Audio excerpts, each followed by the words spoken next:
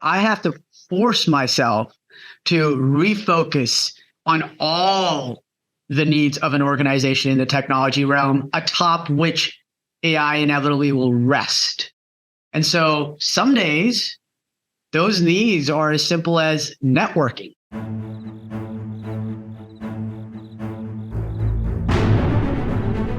Welcome to the Risk Never Sleeps podcast, in which we learn about the people that are on the front lines delivering and protecting patient care. I'm Ed Gaudet, the host of our program, and today I'm pleased to be joined by Saad Chaudhry, the Chief Digital and Information Officer at Luminis Health. Welcome, sir. How are you today? Thank you for having me. Excited to be here. Excellent, excellent. So let's start off with your current role and your organization. Tell us a little bit about those. Sure. So as you mentioned, I'm the CDIO for Luminis Health. Luminis Health is a 3-hospital health system based out of Annapolis, Maryland. So that's Central Maryland, for those that don't know, right on the Chesapeake Bay. We have 2 acute care facilities, 1 mental health facility, and then we have about 100 sites of care in the ambulatory setting. We're about a 1.3 to 1.4 billion operating revenue organization that's comprised of about 10,000 team members. And I oversee IT adjacent functions, but then I also oversee marketing, communications, and PR for the organization. Oh, wow. Okay. That's different. So as you look out over the next 24 months, what are the top 3 to 5 priorities for you? So I think our top priority is probably not that dissimilar from other health systems around the country, which is how do we actually start using some of the technology that has come to fruition in the past year or so, chief among that, generative AI specifically, to the best of our abilities. The issue with that is in healthcare, at least, I can't speak for other industries. In healthcare, at least, we tend to get very excited about a new development. Rightfully so, because we want things to be better, both for the healthcare workers and the patients. But sometimes they don't live up to their promise. I believe AI is an entire ecosystem change. So it's not one of those things. However, it still requires a healthy foundation underneath it. So one of the things that we're trying to focus on is, number one, how do we build that foundation? And that can be sometimes your usual sort of unsexy things in IT, networks, getting your EHR footprint correctly, the data integrity and governance, all those things. So we can actually put some of the better, shinier objects on top of it, whether it's AI or others, to get more out of our systems that are already implemented, that are already out there. So that's one of the focuses, and I don't think that's going to go away. In fact, if anything, I think with each passing year, that's going to see more and more eyes on it, not just from IT, but also from the operational executives. One of the other focuses is how do we actually get our clinicians, be it nurses, physicians, or other folks, out of the business of doing a lot of admin repetitive tasks that are not directly related to what they went to school for, right? Mm-hmm. What they actually spent their youths on. And I think that's part of like the dissatisfaction that you kind of hear about sometimes. It manifests itself in burnout. It manifests itself in lack of trust in IT and EHRs. But really what it is the ability for clinicians to be able to take care of patients and be able to offload things that can be done, whether it's AI or whether it's augmentation by some level of automation. And sometimes, Ed, it's really as simple as just making sure the configuration of your backbone systems is good for your organization. Right. You know, organizations tend to be different. Yeah. And so if the configuration is best practice for your type and your organization, you may not even need a lot of fancy tools on top of it. You may actually be as streamlined as you want to be. So that's the second part. How do we get the clinicians to do what they're happiest in doing, which of course makes the patients happy as well, while we offload the rest? And the third, of course, is one of the mainstays, which is if we do these things well, we'll inevitably improve the patient experience. people talk about patient experience a lot. They sometimes combine it with consumer experience because in the age of Amazon's entering and the other sort of non-traditional entrance into healthcare, you start talking and hearing about consumers instead of patients. But the thing about that is that's not a function unto itself. It's actually an entire journey that's built upon all these other pieces. And so if you're going to say, hey, I need to improve this, you must first improve all the other areas, the foundational elements, including and not limited to cybersecurity. As we have seen the past month and a half, national cybersecurity event would change healthcare. It's impacted patients, health systems, pharmacies, everybody. So there's a direct impact on that if you don't have the foundational elements correct. Yeah, that's a great segue into the next question. As you think about AI and your adoption of it, how do you think about it through the risk lens? How do you think about it from the cybersecurity lens? A good friend of mine, Dan Barchi, who is the CIO at Common Spirit, recently put out a LinkedIn article, which is absolutely fantastic. And I would love for the listeners to go look at it. And he takes the analogy of the Maslow's hierarchy of needs and he puts it onto healthcare technology and in general. And the technology operations. And at the very top of this pyramid is AI, is automation, is actually finding that enlightened set of technology operations. But everything underneath still has to be built and taken care of in some way, shape, or form or the other. And I fear glass houses and stone throwing it all. So I'll take full accountability of it for myself. I feel that folks like myself can sometimes lose focus because of what's happening in the industry that's super exciting and shows real tangible benefit and promise. AI is definitely one of those things. And you can't go a conversation without talking about it. Sometimes I feel like back in the 90s, I don't know if you remember, Ed, those Sega commercials where they would end a commercial with a scream, Sega. Yeah. And I feel like that's us with AI right now. You can't walk down the street without somebody getting in your face and screaming AI. Yeah. So true. So true. I do think there's real promise there, but I have to force myself to refocus on all the needs of an organization in the technology realm, atop which AI inevitably will rest. Mm-hmm. And so some days, those needs are as simple as networking. If I'm walking through the hospital hallways and there's a cluster of workstation on wheels, wows for nurses just sitting there in the hallway, I want to know why. And usually the answer is the Wi-Fi signal is the best here.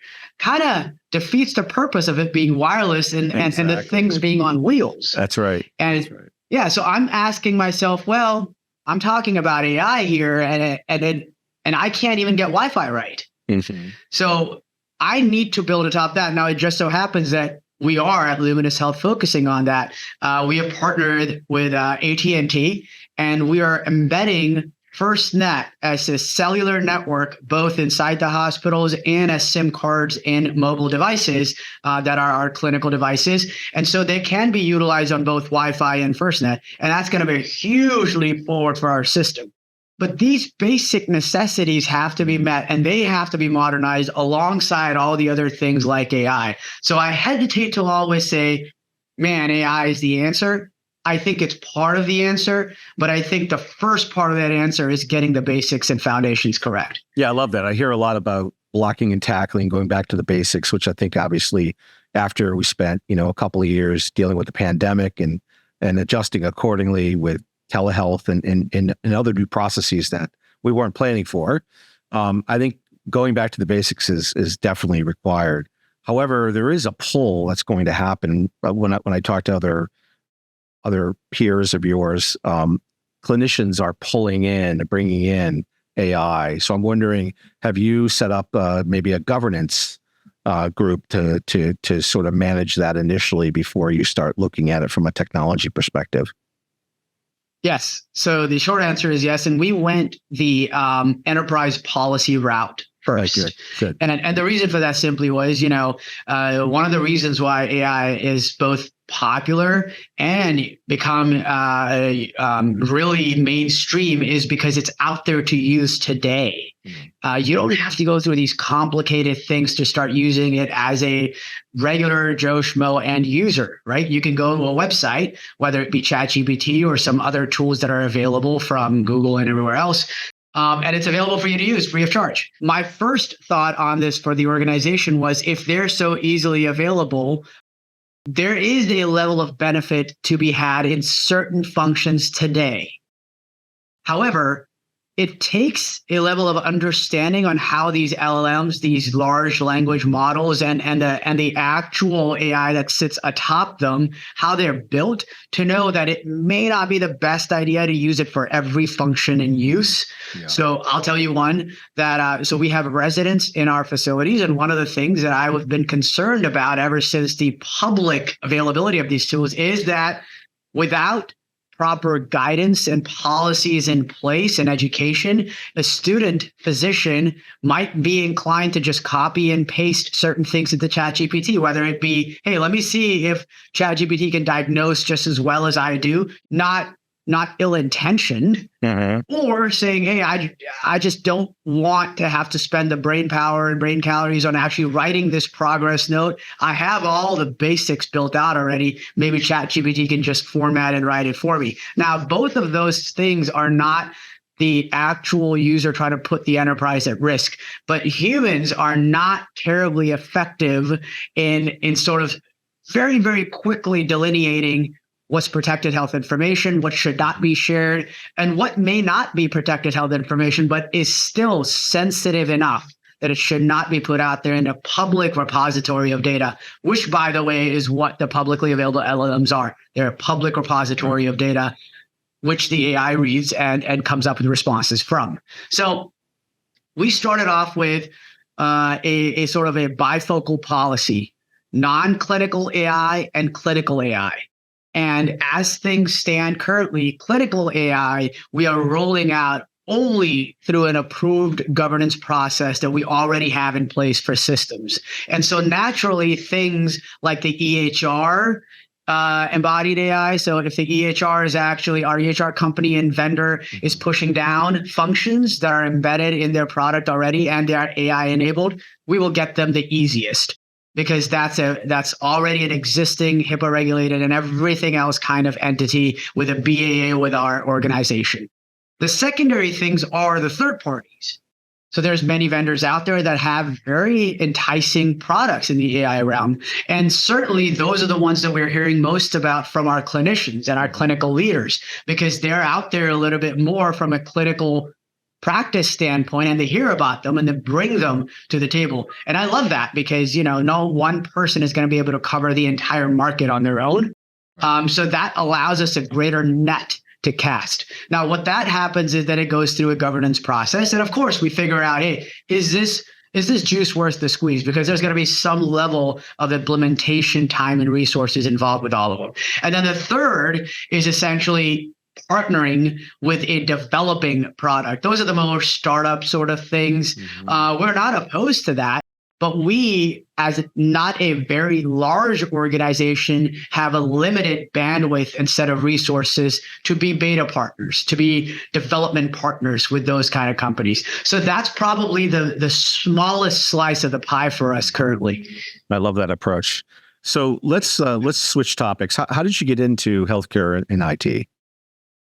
Well, by good fortune or bad, I've actually been in healthcare IT beyond just my career. And I say that because I was supposed to be a third generation physician.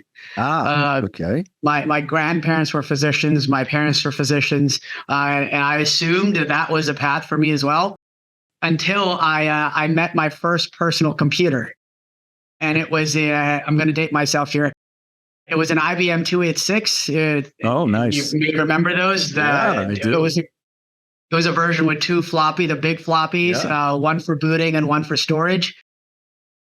And so my dad's clinic got one, and it was pretty expensive back then, so we only had one in the entire place. And the deal was that I could play video games on it if I did some clinic work for him. And was it DOS or was it OS2? It was DOS. It was DOS, and that was cutting edge for its time. Yeah. And it was cutting edge because right from DOS, if you remember, you could use BASIC, the programming language. And so I taught myself BASIC. I developed a couple of small things. And the next thing I knew, my dad felt like I was a computer genius, and which I was not. I know. And so whenever something would come up that had a computer related to it, he would say, you know what? My son's going to help you. Next thing I know, his hospital is taking in what would be a precursor to an EMR, not even an EHR back then. And it was called something like computer software for patients' data, or not a very user-friendly name. And I was in high school. So I got my first exposure to what would one day be known as an EHR implementation before I even graduated from high school. So all of that to say, my bachelor's degree is actually in healthcare information systems, specifically. My master's is in communications and information systems. My second master's is healthcare policy. So I've done healthcare IT my entire life. I don't know if that's a good thing or a bad thing. But I've also, having done that, I've also had the incredible fortune to have worked for some amazing, amazing leaders that frankly took a risk on me. And then I was really worried that I was going to let them down. So I tried my absolute best not to. And that goes in a commercial setting. I've worked for McKesson and Gartner. It goes in the academic medical center setting. I've worked for University of Pittsburgh Medical Center, UPMC, and Johns Hopkins. I've worked at insurance, UPMC Health Plan, which is now the largest insurance provider for the state of Pennsylvania. I've, of course, worked at a community health system. I'm here at Luminis Health currently. I've worked domestically in the United States, and I've also worked abroad, more specifically in the Middle East, based out of Dubai. So I've been super fortunate that people have looked at my two-dimensional resume and perhaps taken the pain to speak to the three-dimensional person and said, you know what? It might be worth it for this guy to take a shot at it. I see a CEO role in your future, I'd say. I don't know. Any aspirations to run a health system? You're not the first one to ask. That's a tough role. I have a really good partnership with my CEO, whom I report up to here at Luminis Health. She's fantastic. I don't know if I could do her job, frankly. Having said that, I do believe that most of us end up wearing two hats when it comes to healthcare and specifically healthcare technology leadership. So most CIOs either happen to be non-healthcare IT folks that come into healthcare, or they happen to be non-IT healthcare leaders that come into healthcare IT. Right. I have just been very, very lucky that I have been healthcare IT the entire time. So I think it's only fair for me and my organization and the little piece of the industry that I reside in that I try to extend that out a little. So what I mean by that is that I believe that somebody that has spent a lot of time in healthcare IT, and I'm surrounded by giants in my peers, and they know a lot more. They know if they've forgotten more than I even know today. and the idea is that people like that, like they could potentially take that step into operations. They don't have to take the role. They don't have to be a COO or a CEO, but they can start educating the operational side from their deep technical expertise and vice versa. They could take their own technical profile, their technology profile, and start injecting operational acumen into it. I think that's the future healthcare leader. I don't know what that title looks like, but I think that's where we're all headed. Chief Influence Officer. There you go. So the acronym stays the same, CIO. No, I love that. I love that approach too. What keeps you up at night? Oh gosh, I don't know if we have enough time in this podcast. Much like risk, I don't think CIOs tend to sleep a lot. Yeah. I think about 5 or 6 years ago, I started hearing a lot of CIOs in healthcare talk about risk profile versus risk appetite.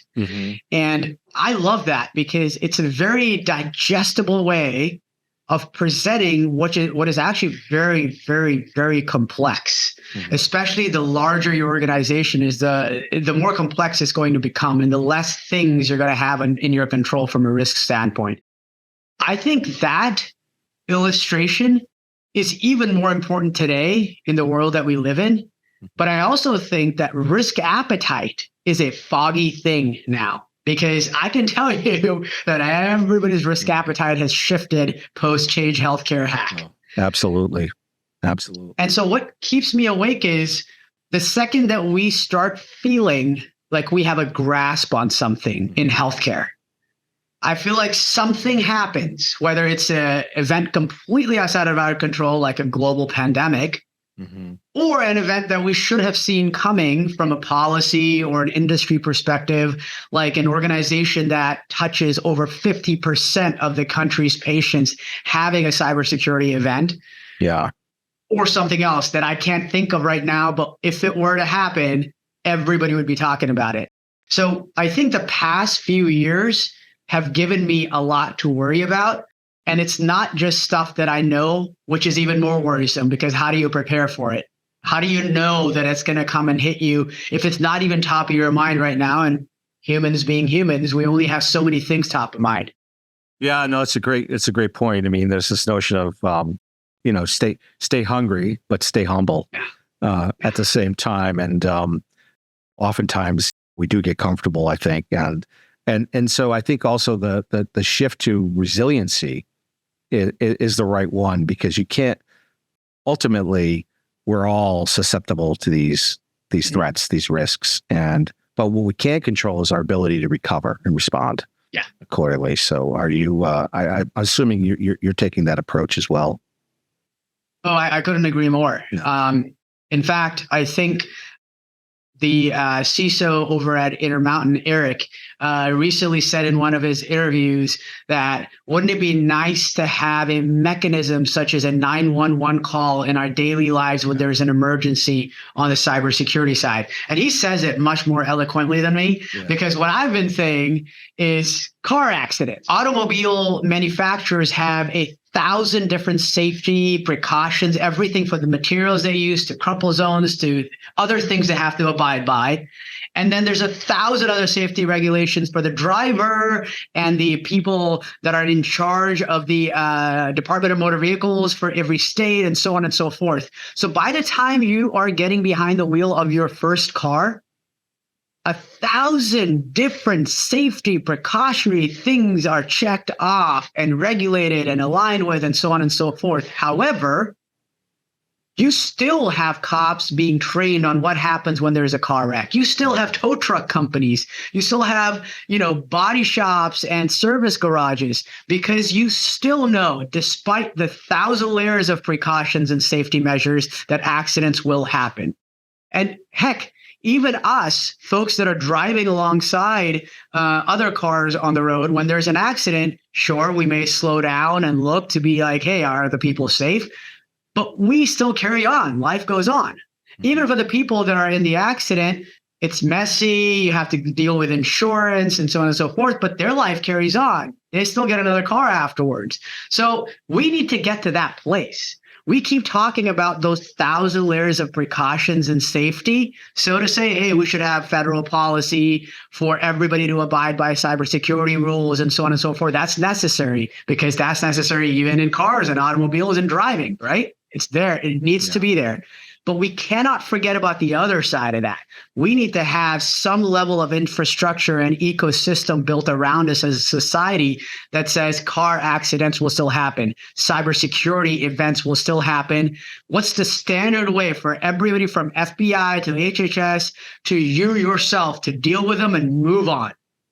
I think this is where I say AI. All right. So outside of healthcare and IT, what are you most passionate about? What would you be doing if you weren't doing this job? Oh man, there's a lot of answers to that, but I've had many a hobby, and many of them I still try to hold on to, and I think I would probably be following one of them. One was the original one. So I told you briefly that I got into healthcare IT because there was only one computer in my dad's clinic, and I wanted to play games on it. And so I am still a PC gamer, albeit I don't get to play as many games, but I build a new PC every couple of years. It keeps me fresh. It keeps me grounded on what the tech is out there. The whole world has been talking about NVIDIA as of late. Yeah. But I've known NVIDIA for 20 years because I've been buying their graphics cards for my gaming PCs. And so I still try to do that. I'm a huge science fiction nerd in every form. Yeah, from books to shows to movies. My absolute favorite book of all time, I still have the first edition, is Dune, and I'm so over the moon that they remade that 1980s movie finally. Terrible movie. Yeah, with Sting in it. Yeah, that was the only thing that ever had a shot at was being a cult classic. Exactly. But the new ones, I mean, they're great. They hold true to the actual book visionary. Sort of the vision in the book. So that's kind of cool. And then I was certified skydiver at one point in my life.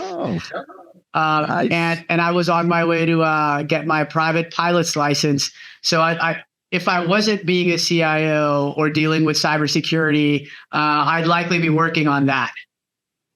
So there's a book, you probably read it, the Robert, I think it's Heinlein, Stranger in a Strange Land. Yes. So I was wondering where he got the name for that, because do you know the answer to that? Where he got the title? I did not. I remember the story of it, and my assumption and presumption is that it's based on the main character, who's not of your regular terrestrial origin, that comes to Earth and has these superpowers kind of things and wants to change the society at large. Well, I was watching the 10 Commandments this weekend, and Charlton Heston says, "I'm a stranger in a strange land." And I thought, and it was 1956, and I wonder if it was connected in some way. So I haven't done the research yet, but I didn't know if you knew that. I've never heard of that tidbit before, Ed. Yeah, that's pretty cool. I wonder when you do that research, if there's a connection, that's fascinating. You found it. Yeah, maybe. Yeah. I know, maybe, or maybe it's just coincidence. So if you could go back in time, what would you tell your 20-year-old self? Buy Bitcoin. Love that answer. I mean, other than the monetary gain, you're going to need it at some point in time for ransoms. That's right. No, I think we all suffer. Well, I shouldn't be presumptuous. I still, to this day, suffer from imposter syndrome in every job I've ever had, and I've been officially in healthcare IT for about 22 years now. So if I could go back in time and tell myself something at the age of 20 or even 20 years back from today, it would be that the imposter syndrome is just going to make you sharper. Don't let it get you down, because stress can do terrible things to a person. And I think we are all going through stressful times currently.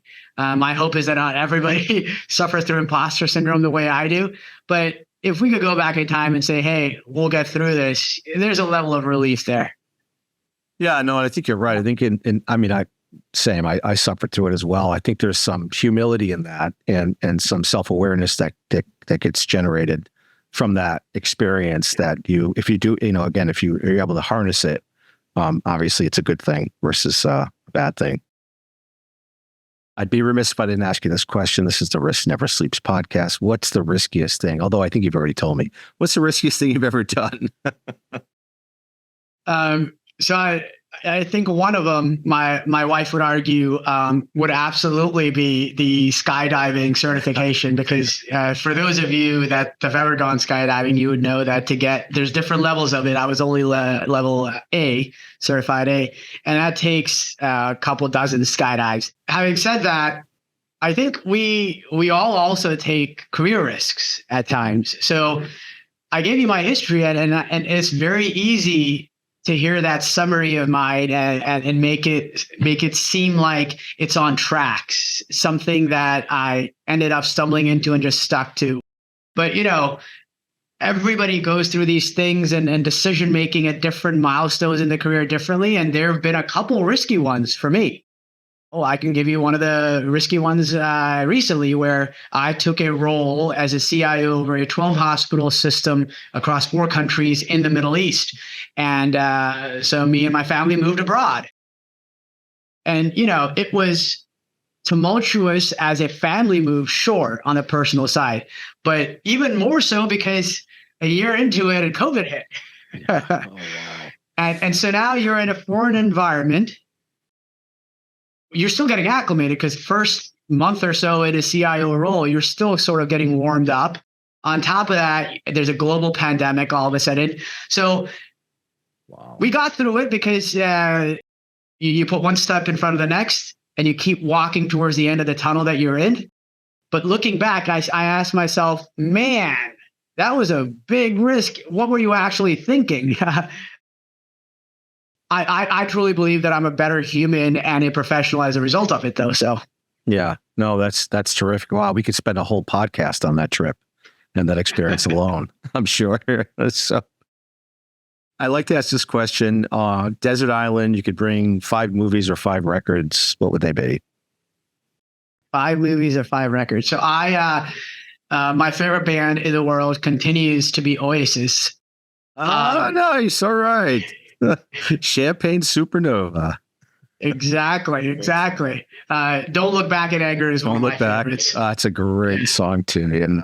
So I would definitely, depending on what my ratio ends up being at packing time, it would probably be maybe 1 or 2 of their records. Okay. I already mentioned my favorite book of all time, which is Dune. And the other book, the author of that book, actually, the statue is right behind me on this side.